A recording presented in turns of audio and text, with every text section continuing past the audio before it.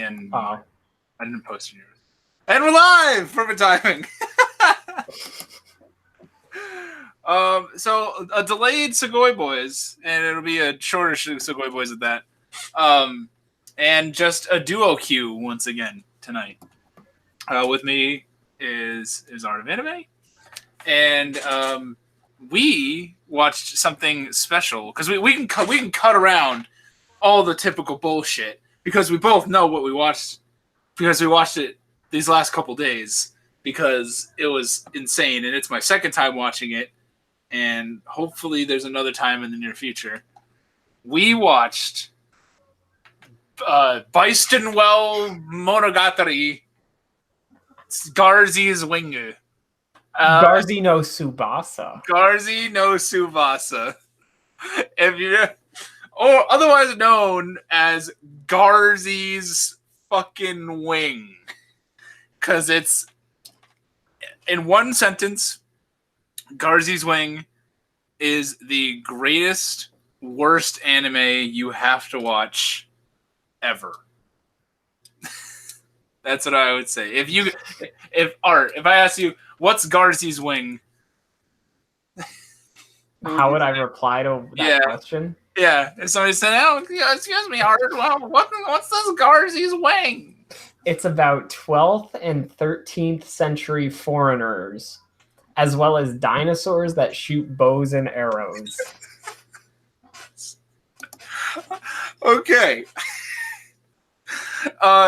If you've never ever even heard of it, be sure after this to go to YouTube and just type in Garzeys Wing dub, because there's like a 3.5-minute video that covers a bunch of the dialogue in episode 1. That is some of the greatest hits of this show. So a brief history for just so for the anime fans here, for the nostalgia people, and I know a lot of people that I have talked to within Bob's Samurai server that have come to watch me are into the genre known as mecha.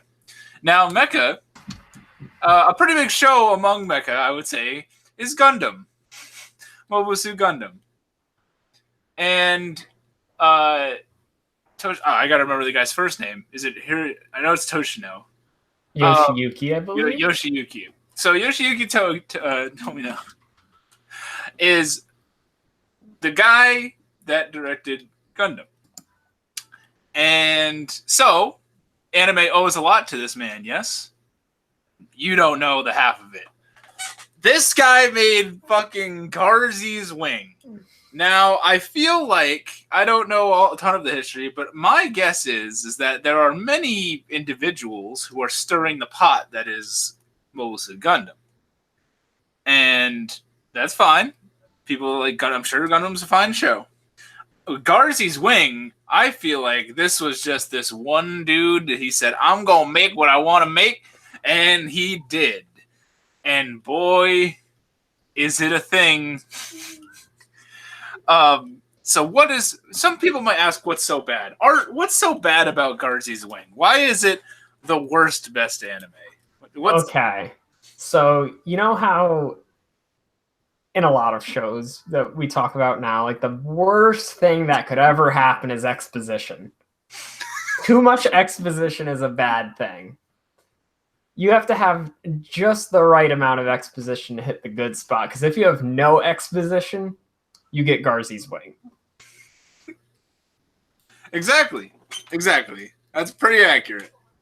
And if you're someone that is a critic of English dubs, if you're the type of individual that poo-poos the idea of English dubs, I challenge you to try and just sit through a few minutes of Garzeys Wing dub. Don't watch this subbed. I would never, ever think of doing that because I don't want to read for this.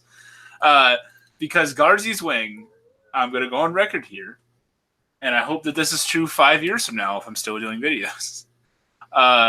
Garzeys Wing has the worst dub I've ever heard in my life.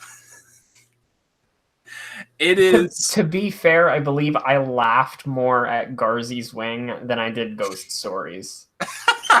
I didn't think I thought Ghost Stories. I watched like 5 episodes of it, and there were a couple times that I laughed, but it was largely like I don't know. I felt like the jokes were kind of missing it for me. I feel like the Ghost Stories thing, like because it's such a longer series, it kind of grows old after a while. Mm-hmm. But with Garzeys Wing, it's just the right length.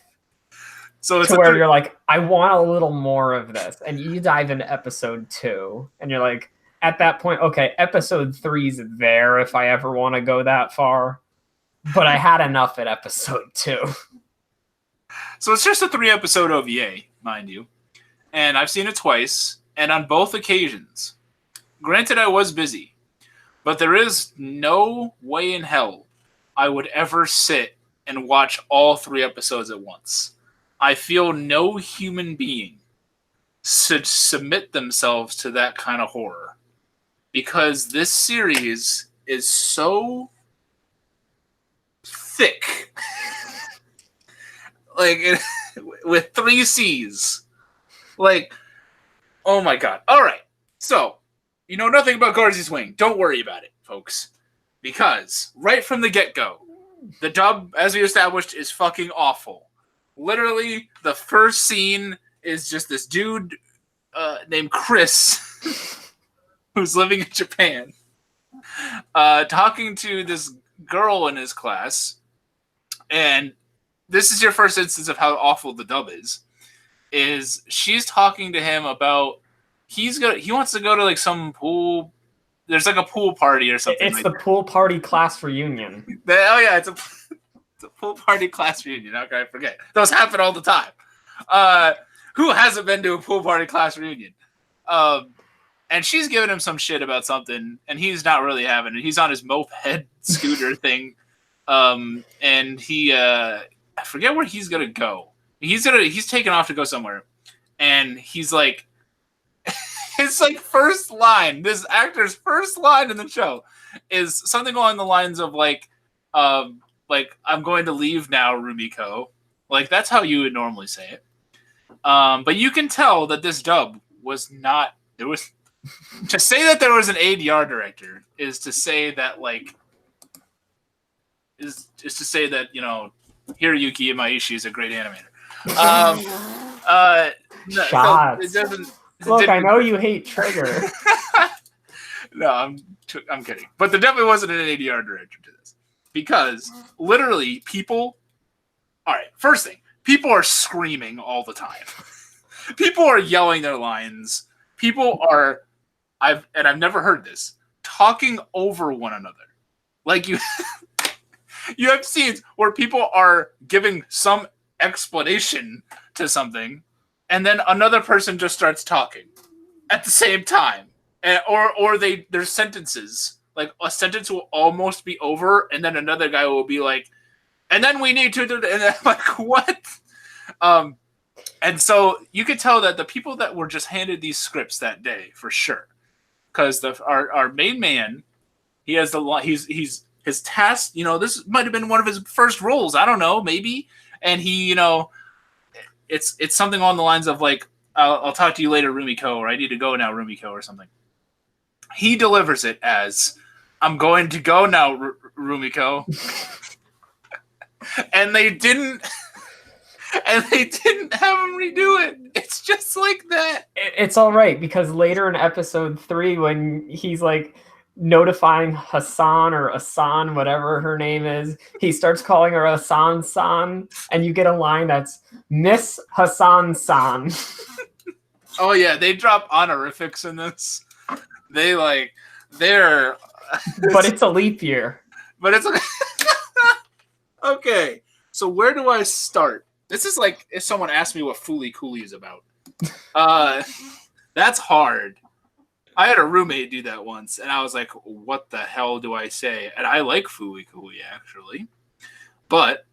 At least with Fooly Cooly, you could be like, it's about a robot coming out of a kid's forehead. Because he got hit by a lady on a Vespa. With her guitar. By an alien on a Vespa. Garzeys Wing. All right, so he leaves Rumiko, And then he's riding his fucking motorcycle moped thing, just on like the highway, and he has this necklace. Now, we don't know anything about this necklace, but it starts shaking randomly as he drives by this shrine, which is dedicated to a legendary Japanese individual, Hattori Yamato Takeru no Mikoto. Yamato Takeru no Mikoto. It's his necklace. I want to make sure the Shiratori Shrine. That's what it was. Shiratori Shrine.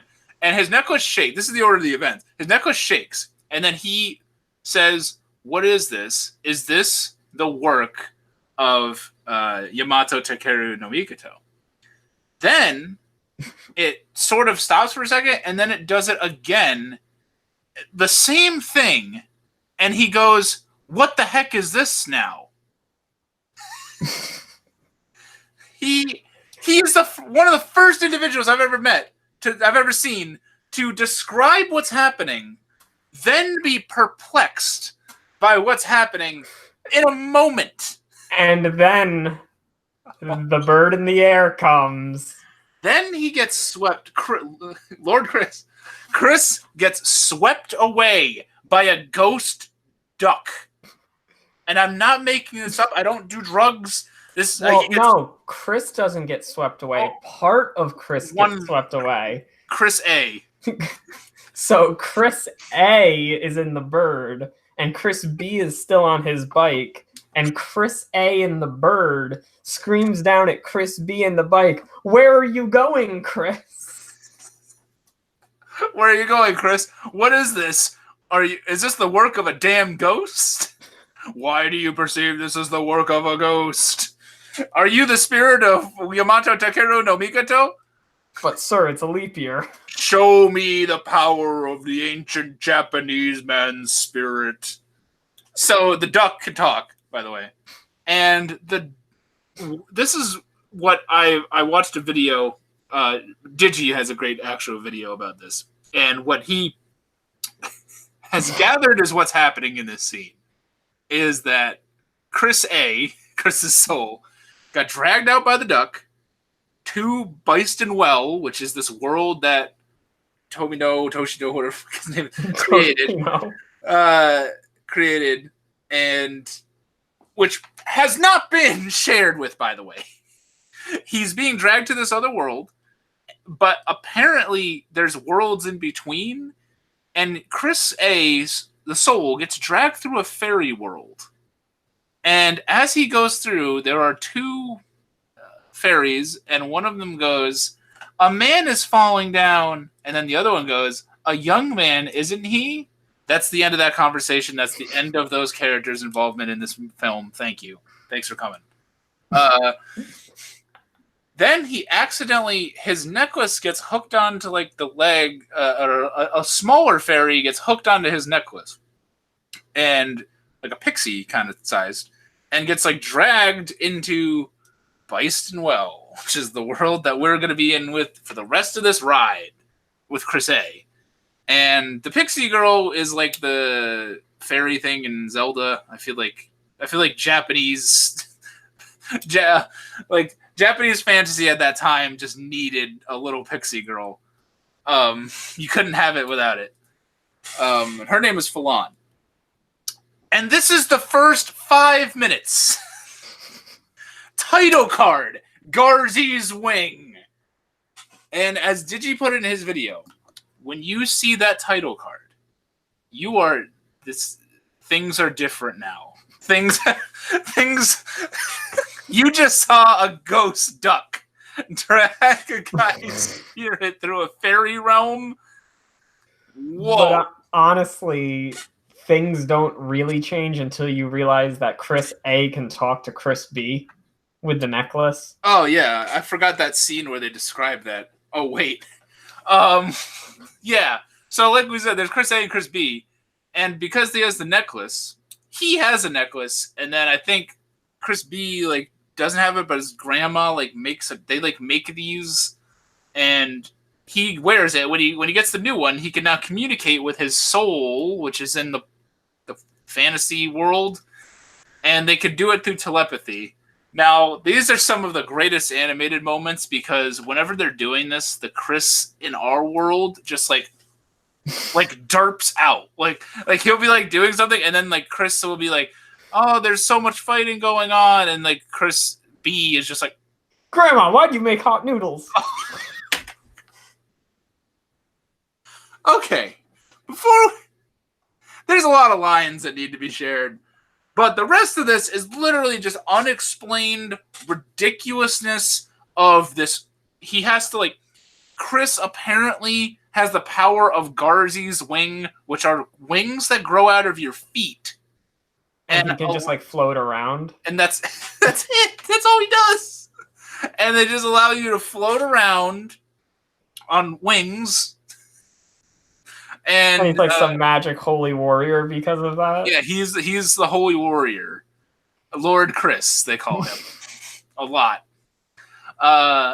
And he's helping these slaves basically revolt from this tyrant kind of dude.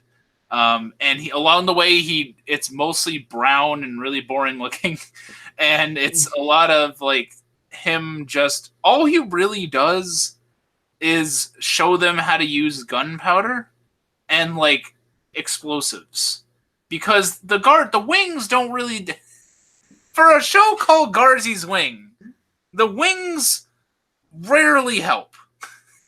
It's mostly they're blowing up stuff. They're fighting an unfair battle. They're fighting against people with swords, and here comes this guy from our world who oh my god, this is how he finds out how to teach about gunpowder, is because his Chris B reads a book about how to make gunpowder, and he shares it with his, spirit.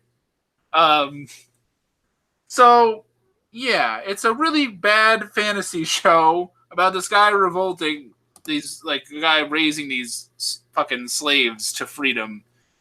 And there's a fairy, and there's a bunch of really boring monsters, and it's really some of the worst animation and the worst voice acting. There are shots where images just move across the screen. They're not even animated. It's just you take it in Photoshop and it's just transitioned across the screen. There's one scene in particular, he has an arrow and he has to dodge this creature thing, and he just goes oh, and it's like they just took the cell and just shifted it over. That's all they did. And it doesn't even really end. It sort of does. It just reaches this semi-conclusion where really. the bike grows wings and they go up to the mountain. But she gave her energy to him. I remember that now. Oh my god. All right. So that's the gist of Garzeys' Wing. Now, when I don't want people to underestimate the dub quality here, because we have wonderful lines like, "Whoa, what the heck is this now?" where he was just describing what his necklace was doing. We got every time he mentions Yamato Takeru no Mikoto, he says the entire name. We got honorifics being thrown all over the place because there's a woman named Hassan. I think it's Hassan, and then in some scenes he's just, "Hey Hassan, what's up?" In other scenes, it's Hassan-san. He says it. And in one particular one that Art mentioned, he goes, "Hassan." I'm pretty sure. Miss Hassan-san. Miss Hassan-san. So, yeah. Do you remember any lines in particular that you want to bring up? But, sir, it's a leap year. Oh my god, it's a leap year. I forgot about that in the plot. That was so pivotal. So the slave drivers are worried about the revolt of Garzeys' Wing because it's a leap year. That's all they tell you. That's all we know. And there's an umbapu tree or something that Oh yeah, all the location names are Bapa Boopa. I don't remember a single location name. almost sound like you just took a bag of Scrabble letters and just spilled them on the floor. Oh yeah, hold on. What's this? It's like a D&D roll. You just have like a bunch of like random Scrabble letters. All right, we gotta name this tree, dude. This show's gonna come out next week. All right, Umbapu tree. Yep, fuck it. Oh, where is he going with Hassan San? Oh, they're going to Napatabateu. Oh, okay. And they have to. What's the creatures they have to fight? The Dragos. Okay. Yep. At least they just started calling them war beasts. The war beasts. Oh, and there's like war beasts like underground that for some reason they have explosive powder called Gata. And there's another powder they use for the war beasts too, though, isn't there? Yeah, there's a lot. Yeah, there's multiple explosive powders. And then he shows them how to do gunpowder. But remember, they are 12th and 13th century foreigners. So there's this scene where Chris A is talking to Chris B. And whatever happens to Chris A, mind you, sort of happens to Chris B's body. Like if he gets beaten up, he gets bruised and so forth. So Chris B spends a lot of his time beaten up in his bed. And the first time that this is really happening, they're talking with each other telepathically, and Chris A is describing the world, and he says, "People are fighting here. Even dinosaurs are here, and they use bows and arrows." Then Chris B, doesn't react to the whole dinosaur thing. By the way, there's no dinosaurs using any bows and arrows in the show. There's also not really dinosaurs. They're just monsters. They don't look like dinosaurs. They used like stock Godzilla sound effects though. Yeah. And so he ignores the dinosaur thing. And Chris B goes on to talk about how he's going to help him out or somehow. He's like, oh, he's worried. He's like, if I die here, if you die, do I die? And Chris A, he's like, probably. And then he's like, probably. And he's like, hurry, I need your help. 12th and 13th century foreigners surround me.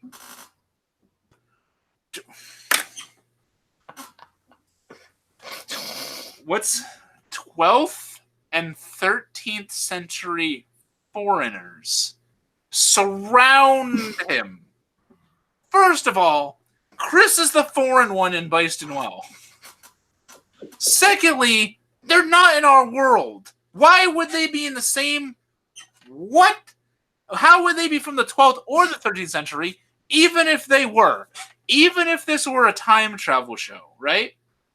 When Kagome falls into the goddamn well in Inuyasha, she's not interacting with 12th and 13th century people. Those are 200 years worth of people at once.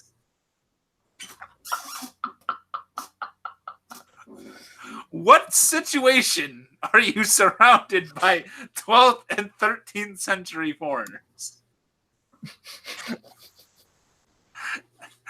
Oh my god. Oh, but you can't forget what he caps the conversation off with. He tells him that he needs his help. He's going to go read the book or whatever. What does he say? My sword is unbelievably dull. Oh my god, I forgot. Oh man. And if you're a fan of Digi, that's what his blog is called. My sword is unbelievably dull. And that's what this is from. Is this fucking amazing anime? Because literally at the end of that, he talks about the dinosaurs and the arrows and the foreigners, and he's like, 12th century foreigners surround me. My sword is unbelievably dull. And that's a recurring theme for some reason. There's a couple times he mentions that his sword sucks. And then later on, it breaks. And that's another hilarious moment. Because it breaks, and he's like, I forget exactly what it is. But he's like, oh, I knew this would happen. Why didn't you just switch your sword? Well, he's given the option to switch his sword because somebody else is like, "Hey, take this," and he's using this broken sword. It's like the first sword you get in Dark Souls. It's literally what he's using. Freaking wood. Oh my god. So Garzeys wing. He's just a human. Humans are just human. They come into this world full of their beliefs. How do they know what humans are? There's no... Chris is the only human. How do they have any perception of what a human is? Are there other Garzeys Wing holy warriors from Yamato Takeru no Mikoto? Has the ghost duck been making just frequent trips? Is it every leap year? There's probably a new holy warrior. Oh, and just it takes souls from people riding their motorcycle on the highway near the Shiratori Shrine, of course. Yeah, it has to be near the Shiratori Shrine. What else is there? Oh. So Chris B actually goes to the pool party. I know you were worried about that, people. So he goes to his pool party reunion. And there's now, mind you, he sort of has like this, I guess, like love interest from the beginning, Rumiko. But there's another girl who barely gets any screen time. I think she gets like one scene. She comes out of a pool. And he's like, it's a very awkward moment where he goes like, wow, you're looking sexy now. Something along this, and like I think it was, wow, you got sexy. You got to, it was something like, we're not ad-libbing that by a lot. If we're off, it's like by like this much. It's something like that's what he means. And there's also no reaction to that. It's just because then his neck starts to shake and he gets weak when that happens. Now, for some reason, and now he's like Goku doing the spirit bomb.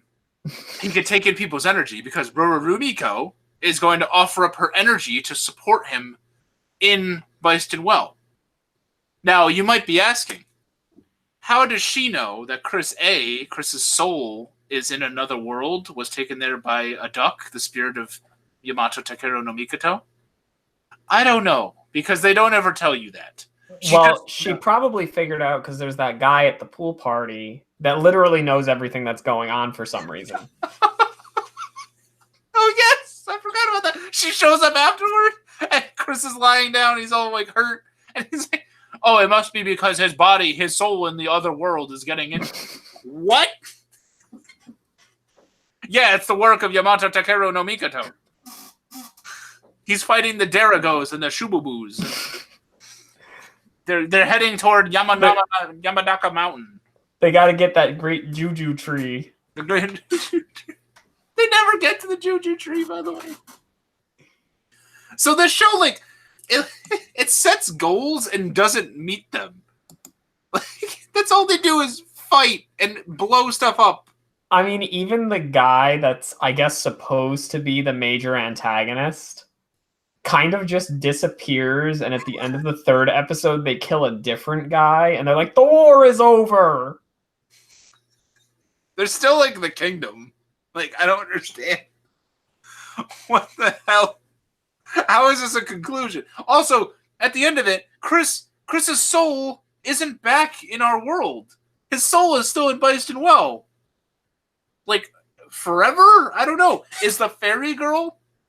Oh, Falan. I forgot to mention this. So the fairy girl, the little pixie girl, my favorite character in the whole thing. She's also like the only voice actress that like remotely tries. I thought she was okay. Her script is fucking awful at times. Like there's this one point where Chris is as a dude, he's vomiting, and because he hasn't killed anybody before, right? It's his dead body, whatever. He's sick. And she is like his companion, sort of, because a lot of people don't like her. And she's watching him puke, and she's grossed out by it. She's like, ew! She's like, It's along the lines of like, I'm gonna go. And then he's still puking, and she's like, can I go now? Can I go? And I'm like, okay, you're just gonna go. Then go. Like, why do you need permission from the vomiting man? Why is the same line repeated? But the fairy girl, apparently her race of people are not liked in Bison Well, for whatever reason. They're considered, I don't know, like they deceive humans. They deceive people. But that's all that you know. That's it. They had what could have been an interesting concept, and nothing changes. She helps them out a ton, yet they still kind of treat her like shit. And yeah, it doesn't really go anywhere. But if you're gonna watch this, watch it for the dub. Watch it one episode at a time. Episode 1 is like the best one, to be honest. Episode 1 is fucking unreal. If nothing else, watch the half an hour episode 1. I don't care if you watch episode 2 a month from now and episode 3 a month after that, because honestly, it doesn't. To say it ties together and fits nicely, it would be a blatant lie. Because it doesn't. Like I said earlier, like episode 1 is like nice, and then episode 2's for like when you're feeling, I want a little more of that. And if you really want to go the whole mile, you got episode 3.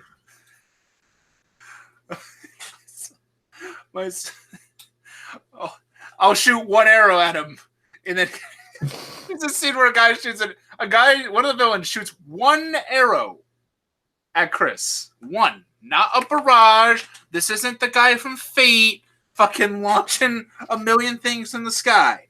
This is one arrow. And Chris has a sword, an unbelievably dull sword at this moment. And he swats the arrow away with a sword, right? We've seen it in a million movies. Apparently this villain is fucking enraged. Because he goes like, what? He blocked it?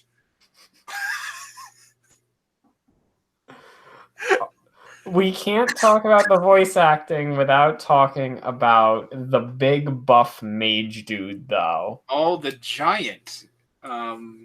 Whatever his name was. Whose role in this movie is very odd. So there's... So Bison Well is an interesting place. You have, it's... The fairies are from a different sort of realm, but apparently they can come into this one, sometimes by accident. And there's the slave people, then there's the higher class. Then there's this nomad random dude who's a giant who helps the slaves when it's fitting for him and then just disappears. And his voice actor is the worst I've ever heard. At least for matching what he looks like. He's this giant dude in these cool robes, right? He's pretty for this show at least, he's kind of badass looking.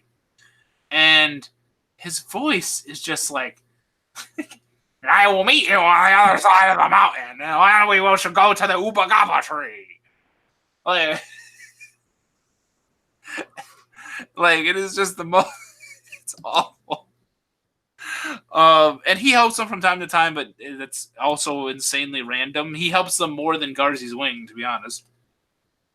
Garzeys Wing kind of just beats one dude. And then the last thing I need to mention in terms of the plot is, we touched on it earlier. If you're into Yu-Gi-Oh! 5Ds and you thought card games on motorcycles were fun, what if you took the motorcycle and put wings on it? Because that happens in Garzeys Wing.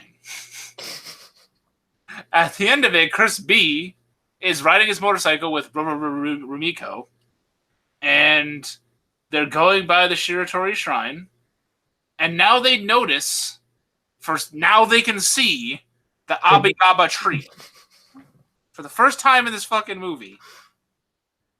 And the motorcycle, he sprouts Garzeys Wing out of his feet, or out of the motorcycle, the wheels or something. In the real world. In the real world. Garzeys wings pop out, and this man on a motorcycle with his girlfriend start flying up into the sky. To go where? I don't know. Roll credits. Garzeys fucking wing. I don't understand. people talk about School Days. People talk about Mars Destruction. Super Kid. I would say I would rather watch this than those series because it's at least like it's so bad it's good. It's the ultimate so bad it's good thing. So like I very highly recommend that people check out Garzeys Wing, at least episode 1.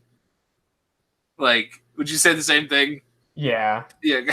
It's like if you're an anime fan, and I think both ends of the spectrum. If you hate dubs, check out the dub. If you're a fan of dubs and say, hey, dubs are getting better over time, and some people are like, no, they're not, fucking show that person this. And then show them something from 2019. But yeah, anime has evolved. It's come a long way. And whenever you think a show is bad, I want you to check out that 3-minute clip on YouTube of Garzeys Wing's best moments, because it can always just become Garzeys Wing. And hopefully someday we'll get an episode 4. Maybe when it's a leap year. Only on a leap year under the Uba Gaba tree.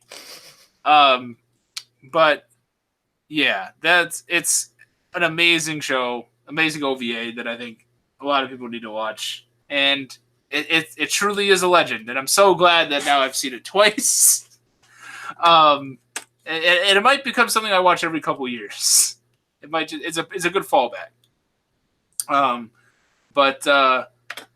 Yeah, that's probably we'll probably cut it there. I want to thank Art for coming in and talking about the greatest dub of all time, and also watching it with me. We got to sit through that journey together and interact with Takeru no Mikoto and see the flying. Oh my god. Lord Chris! No, Lord Chris! Lord Chris! Oh no, Lord Chris! What will we do without it now? He loves her because of her bells, and I was a fool because Taru the giant abandoned me again. Yeah, I don't know. Life after Garzeys Wing is certainly different than life before Garzeys Wing, in many ways. But yeah, so thank you for coming. Anybody watching this in the future, stuff like that, let me know down below. If you have seen Garzeys Wing, let me know what you thought about it. And thank you so much for watching, and we will see you next time. See ya.